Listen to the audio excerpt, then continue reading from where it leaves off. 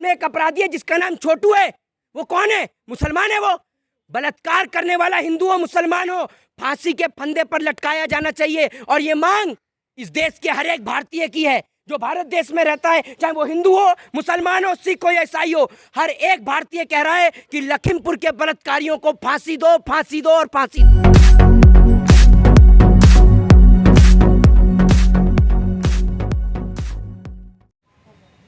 मोहन जी, कल मोदी जी का जन्मदिन है, आप उनको बधाई क्या कहना चाहेंगे? देखिए, सबसे पहले नरेंद्र मोदी जी के जन्मदिन पर नरेंद्र मोदी जी को अपने जन्मदिन नहीं मनाना चाहिए। देश के अंदर एक दिन का राष्ट्रीय शोक भी घोषित होना चाहिए। साथ साथ दो बड़ी घटनाएं इस देश के अंदर घटित हो चुकी हैं। सबसे बड़ी बात, एक हिंदू बेटी के साथ में सबसे बड़ा मुद्दा कि उत्तर प्रदेश के अंदर एक बेटी के साथ में बलात्कार होता है, तो दूसरी ओर एक बेटी को जला दिया जाता है। तो नरेंद्र मोदी जी किस मुंह से अपना जन्मदिन बनाएंगे, इस बात को आप मुझे बताइए। दूसरी बात, आज इस देश के अंदर सबसे बड़ा और सबसे बुरा दिन है, ये कह सकते हैं देश के इतिहास का। देश के अंदर, उत्तर प्रदेश के अंदर बाबा जी, बुलडोजर से काम नहीं चलेगा। बुलडोजर बलात्कारियों के घर पर चलाइए, ठीक है ना, और बलात्कारियों को बीच चौराहे पे फांसी पर लटकाइए। सुन लीजिए, बाबा जी तो एकदम गायब है। बाबा जी ने कोई स्टेटमेंट दिया अब तक?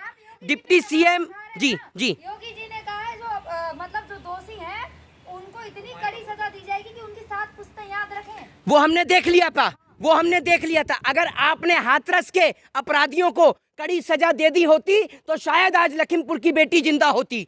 लखीमपुर की बेटी के साथ वो घटना नहीं हुई होती। अगर आपने अपनी पार्टी के एमएलए कुलदीप सिंह सेंगर को फांसी के फंदे पर झुला दिया होता तो आज लखीमपुर की बेटी जिंदा होती। अगर आपने राम रहीम, आसाराम जैसों को जेल की रोटी ना खिलाकर उनको फांसी के फंदे पर लटकाया होता तो आज लखीमपुर और हाथरस दोनों की बेटियां जिंदा होती। किसी बाप की बेटी नहीं जाती और किसी माँ की कोख नहीं उजड़ती, ये बात मैं आपको बता दूं। और आज मुझे शर्म आती है कि आप एक महिला होते हुए आप सरकार का साथ दे रही हैं।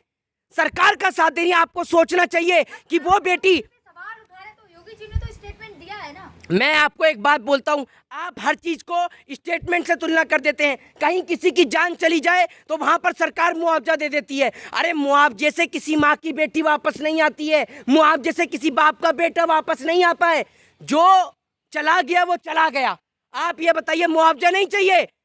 उन जो लोगों ने, जिन्होंने जिस तरीके से बेटी के साथ दुष्कर्म किया है, उनको फांसी की सजा होनी चाहिए, मुआवजा नहीं चाहिए। और अगर आपको मुआवजा चाहिए तो मैं, मोहित शर्मा, मैं आपसे एक बात खुलेआम कहता हूं कि सरकार अगर फांसी लगाती है तो हम उन परिवार को अपनी तरफ से, मोहित शर्मा, 1 लाख रुपए देंगे। ये बात मैं बोलता हूं, मैं स्टूडेंट हूं, अपने परिवार की तरफ से मैं उस परिवार को जाके 1 लाख रुपए दूंगा। और अगर सरकार कहेगी तो सरकार के राहत कोष में दूंगा, 1 लाख रुपए दूंगा जाके, अगर सरकार उन अपराधियों को फांसी की सजा देती है तो। लेकिन अमित शाह जी ने एक यूपी चुनाव जब थे तो अमित शाह जी ने कहा था रात के 12 बजे भी बेटी बाहर निकले तो सुरक्षित है। अरे यहाँ तो दिन दहाड़े बेटी सुरक्षित नहीं है, तो रात को 12 बजे कौन अपनी बेटी को सड़क पे निकालेगा? एक बात मुझे बताइए, बाबा जी, सिर्फ बुलडोजर से काम नहीं चलता।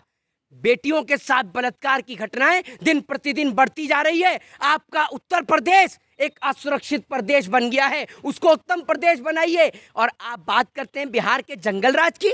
चलिए, बिहार में तो एक बार को गोली चल रही है, आपके यहाँ तो बेटियों की इज्जत और आबरू लुट रही है।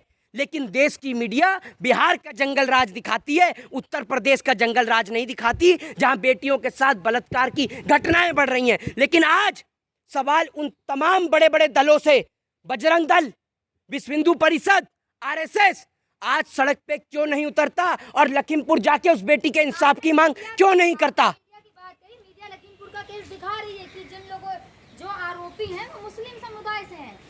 एक बात आप मुझे बताइए, बलात्कार करने वाले चाहे हिंदू हो चाहे मुसलमान हो, बिल्किस बानो के साथ जो बलात्कार किया वो कौन थे?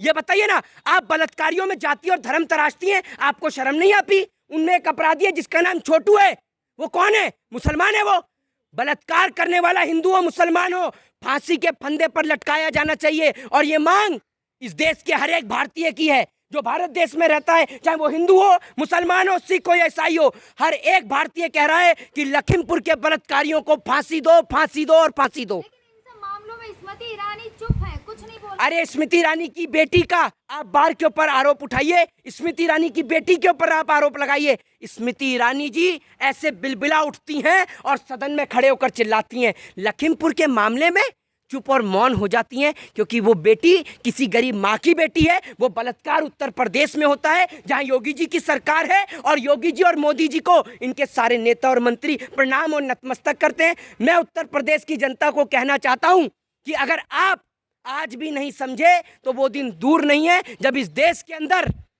ये देश गुलाम तो हो गई होगा, साथ ही साथ इस देश की महिलाएं सड़कों पर निकलने पे क्या, घर से बाहर निकलने पर बैन लग जाएगा, क्योंकि पता नहीं कब कौन हैवानियत का शिकार महिलाओं के साथ कर दे। बीजेपी की है इंदु गोस्वामी, उन्होंने अगर बिल्किस बानो के सवाल पूछा तो उन्होंने कहा है इन छोटे मुद्दों पे बात ना करके हमने जो बड़े काम किए हैं उनकी बात। मैं आपको बोल तो रहा हूं, इनके लिए बलात्कार का मुद्दा एक बहुत छोटा है, क्योंकि बलात्कार जो हो रहा है वो इस देश के अंदर गरीब माओं की बेटियों के साथ हो रहा है। बलात्कार जो है ये बलात्कार में हिंदू और मुसलमान तराश रहे हैं। ये कभी बेटियों को इंसाफ की लड़ाई नहीं लड़ते।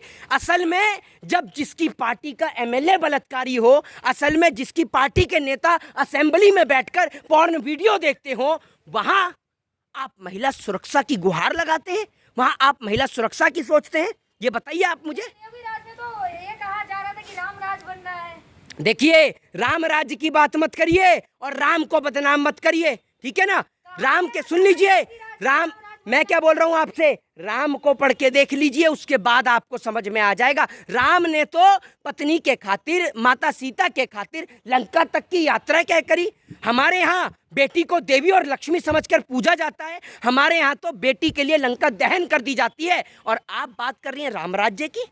ये कैसा राम राज्य है? और राम राज्य की बात करें, चाहे आप रावण की बात करें, कभी रावण ने भी किसी स्त्री के साथ में, माँ सीता उनके पास जरूर थी, लेकिन कभी उनके साथ इस प्रकार का दुर्व्यवहार नहीं किया। ना तो ये राम का राज्य चल रहा है, ना ये रावण का राज्य चल रहा है। ये तो मैं बता दूं, ये तो अपराधियों का राज्य चल रहा है। ये तो बाबा जैसे लोग, जिनकी पार्टी के नेता एमएलए बलात्कारी, भले ही आप पार्टी से निकाल दें उनको, लेकिन वो बलात्कारी थे, हैं और रहेंगे। और वो बलात्कारियों का दाग आप कभी नहीं हटा सकते। इस देश ने हाथरस कांड देखा, इस देश ने उन्नाव कांड देखा, इस देश ने हाथरस के बाद में दिल्ली के अंदर निर्भया कांड देखा। इतनी सारी दर्दनाक घटनाओं के बावजूद अगर इस देश एक सख्त एक्शन न ले, इस देश की सरकार कोई सख्त एक्शन न ले, तो बड़े ही दुर्भाग्य की बात है। दूसरी बात ये, अगर नरेंद्र मोदी जी का, उनकी भतीजी का बटुआ चुर जाए, 1 सेकंड में मिल जाता है, और बेटी के साथ बलात्कार हो जाए तो बलात्कारियों को फांसी नहीं चलती, कोर्ट चलता रहता है, तारीख पे तारीख चलती रहती है। लखीमपुर मामले में इतनी सख्ती से पुलिस वालों को कहा है तो 24 घंटे के अंदर पकड़े गए ना। तो अरे अपराधियों को पकड़े जाने से क्या होगा? मैं आपसे एक बात कहता हूँ, सुन लीजिए। अपराधी तो कुलदीप सिंह सेंगर भी पकड़ा गया, राम रहीम भी पकड़ा गया, चिन्मयानंद भी पकड़ा गया, नित्यानंद भी पकड़ा गया, आसाराम भी पकड़ा गया, पकड़े गए हाथरस वाले भी। लेकिन हुआ क्या, ये पूछता हूं, हुआ क्या? अगर इन बलात्कारियों को फास्ट ट्रैक कोर्ट के जरिए फांसी दे दी गई होती तो मैं आज भी कहता हूं लखीमपुर की बेटी आपके और हमारे बीच जीवित होती।